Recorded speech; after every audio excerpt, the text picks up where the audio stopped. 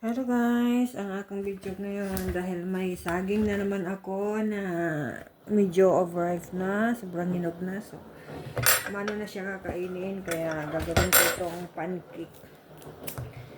Gawin ko itong tuwing lagyan ng harina para mapakinabangan. Sobrang hinog na kasi siya kaya medyo di na kakainin. So, para makain mo siya, gagawin natin ang pancake.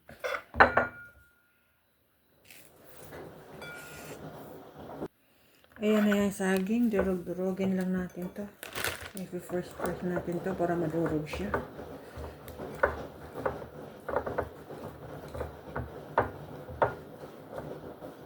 Ayan, nadurog na siya guys. So, lagyan naman natin ng harina ng 3 kutsara para lang siya dumikit ng guys. 3 kutsara lang para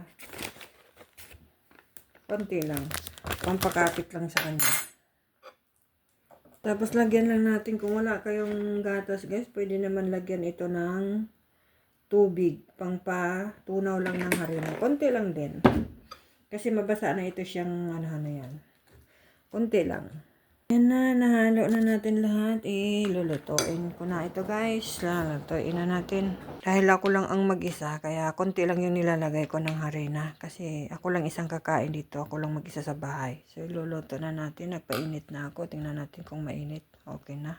So, ayan. Dandahan lang yung apoy natin ng para hindi siya masunog. Tapos, takpan. Ito na. Pwede nang baliktarin. Luluto na siya. Ayun. Ayan na guys. Ako nang hinihiwa-hiwa kasi sobra siyang lambot. Luto na. Ayan na. Luto na ang aking pancake. Banana pancake. Ang guys, ang lambot niya. Pero dapat dagdagan pa ito ng ng harina para mas maano siya.